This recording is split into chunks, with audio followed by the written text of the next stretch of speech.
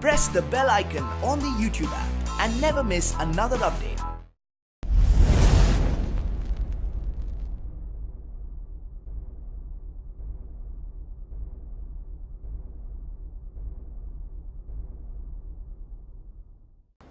The China-India standoff in the Doklam area has shown no sign of abating over the past few weeks, and now a Chinese scholar from the Shanghai Academy of Social Sciences has written in Global Times that China is actually planning a small-scale military operation to expel Indian troops within 2 weeks. And an Indian-born British economist has also predicted it is very likely that there will be a state of full-scale war between China and India on several fronts, not just on Doklam. But is a war really likely to break out? Joining me today from Beijing is Rong Ying, Vice President of the China Institute of International Studies, and from New Delhi we have Professor Madhav Nalapad, UNESCO Peace Chair at Manipal University. Let me start with you, Mr. Rong. It seems that Indians has withdrawn some of its troops from Doklam area and has left around 50 personnel and some equipment over there. So does it mean that India is planning to pull out of the Doklam area? Well, yes, I think it all depends on the real situation on the ground. It is true, I've read some reports that on the ground, the Indian side has reduced troops on the ground. But still, I also read that on the Indian side of the boundary line, there are border deployment that has been strengthened. So it all depends on what is happening on the ground. And for the Chinese perspective, I think as long as there's one single soldier left around in the Chinese side of the boundary, the situation will not resolved. So it all depends on how the Indian side, whether it is Indian, would take the right, correct decision to defuse this issue. Mr. Nalapad, what do you make of the Indian strategy? Is it planning to pull out of China's controlled areas, or is it to stay in Doklam with minimum presence for a long time? Well, I wouldn't be able to tell you the Indian government strategy. I have no idea what the government is going to decide. But what I is in would the like best to point out interest that of India, area in your is opinion? very close to. In my opinion, the best interest of India and the best interest of China, both countries, is to ensure that the situation remains peaceful on the border and it not escalate into a conflict. Because as has been correctly said, we can start a conflict in a particular sector, but where it will spread, we do not know. We can start a conflict in the field of defense, but that is likely to go into the field of economics, business, and so many other fields. So before lighting that kind of a fire, I'm sure that the leaders of both India and China will think very, very deeply. And I, for one, have always had confidence in the leadership of China and that of India, that they are not going to light a fire over which subsequently they may not have control. But the Chinese side has been very clear. If there is one single soldier staying in the Doklam area, China cannot promise there wouldn't be military conflicts. Mr. Nalapad. Well, look, for us, the whole of Jammu and Kashmir belongs to us. And we have a lot of Chinese people there. You have a Chinese road being built there. And you have on the eastern, northeastern corner of India, you have an area which we believe is our territory. So you bring up a which, new frankly, dispute between China has and taken India. over and has built it. No, it's not a new dispute. It's been there. My point is very simple. India has not allowed these activities to lead to war, because we know that the consequences of the two biggest powers in Asia going to war will be much more than India and China. It will make a difference to Asia.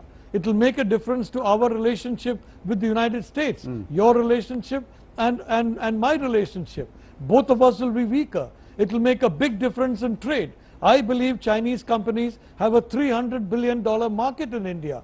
Korean companies, Japanese companies, American companies, European companies, they'd be delighted if there is a war, because that means the Chinese Since you companies mentioned will be that, excluded I from the was Indian told market. that the I do not BJP party believe- in India has already raised the idea of boycotting Chinese goods because of the dispute now in Doklam. It seems that the Indians are in no mood of economic is, cooperation if the dispute is something hanging over them. Well, that is absolutely not correct. The BJP government has not passed any such policy. Individuals in the BJP may have said that, or individuals whom some people think are in the BJP may have written something. Now we find in China, whether on the internet or in India, people write all kinds of things. Like one scholar has talked about war in 2 weeks. Some other scholar in London has talked about a full-scale war. I don't believe any of these things. On the Indian side, India has been very, very careful not to make any inflammatory comment. And may I remind you, our Prime Minister opened India to Chinese investment, opened India to Chinese tourism, and he has given no indication of any kind of a reversal of that policy. And Mr. Rong, that is because of our confidence that the leadership of China will ensure that there is peace. And Mr. Rong, Mr. Nalapa said that he wouldn't know the authorities' calculations, but some analysts say that New Delhi is now betting on Beijing's preoccupation with preparations for the BRICS summit in Xiamen, which of course we expect Indian Prime Minister Modi to come, and also the upcoming 19 CPC's Party Congress, so that the Chinese will have their hands tied. There wouldn't be war or conflicts happening because of the dispute. What is your thinking? Well, before I answer your question, let me just come back a little bit about the issue raised by my friend, Professor Nalapat, about Kashmir. I think the issue of Kashmir is totally different from what is happening in Donglang. Kashmir is an internationally recognized dispute, and the Chinese position has always made very clear, remain unchanged. So I don't think it's a good idea to compare the Kashmir issue with the incident of Donglang, where it is very clear internationally, legally, that the Indian side is illegally sending its border troops across and delimited the boundary areas between China and India. Coming back to the question of the presumption that because of the BRICS summit meeting and because of the China's domestic agenda in later part of the year, that could possibly mean that China would sacrifice its core interest for territorial integrity and sovereign right. I think it is totally wrong and a miscalculation. And of course, a successful summit of BRICS will definitely, I think, serve the best interest of all the members of BRICS, including India. And I hope that, and I believe it is also the understanding of the Indian side that we will work together to make sure this summit successful. But for that, I think the Indian side should make the right decision and find a way right now without any hesitation, so to diffuse this, the issue. And that is, for that, I think, as my government repeatedly said, that India has to withdraw unconditionally its border troops that has been illegally trespassing China's territory. And also, Mr. Nalapat, there is a long-term concern from China. From the Chinese perspective, if a clear boundary line bound by a legal document, in Chinese opinion, are tempered with, how can we trust India if Indian troops won't go across the border anytime in the future? Well, I'd like to point out that according to our understanding, that particular area belongs to Bhutan, which is an old friend of India, and it doesn't belong to China at all. That is our understanding of that particular territory. So it's no, and so far as our understanding of Kashmir is concerned, it is 100% a part of India, and we don't recognize this so-called international dispute. And today in the United Nations, everybody yawns when the mention of Kashmir is taken up by the Pakistan side. Nobody is interested in this any longer. So we have a different perception from the Chinese side. My point is, on the South China Sea, for example, you even American don't ships think have that been the coming. Chinese has China full doesn't go to control war. over Dongguan area up until now, even if Putin brought that up? Well, I'd simply like to say that full control does not imply building a wall or building a road that comes right to our sensitive area. If our Chinese friends can, for example, they don't need that the road. That's a road to nowhere. So even if the Chinese side stops building that road, frankly, then the entire cause of action is over. Our problem is with the road. It's with nothing else. Mr. I want you to And my respond point is, to that road is a road to concern nowhere. about building the road. Is it the road leading to nowhere, or there is some practical use for China to do it? China made it very clear, Donglang is an indisputable part of China's territory. Building a road, either a road, a house, or whatever, this is purely legitimate, legal, and within the right of China. And India does not have any right to intervene, let alone military, on whatever excuse it. I would come back to my friend's argument again on the Kashmir issues. I think it's known to everybody that UN has a resolution and on the Kashmir issue, and to raise to hold a plebiscite. The fact that India does not want or ignore that resolution is a different issue. But we cannot deny the fact this is an international recognized dispute, which is totally different from the issue we're talking about. Let alone South China Sea. I'm very shocked to learn that my good friend raised these issues. They are just confusing. You are making the issue more complicated, my friend. I want to talk about another topic. We're running out of time. The Indian media recently tends to blow some hot and cold on China, sometimes in a way that China finds difficult to follow. I know that at the end of July, you yourself, Mr. Nalapat, met with Wu Dunyi, the newly elected Kuomintang Nationalist Party chairman in Taiwan, the opposition party now.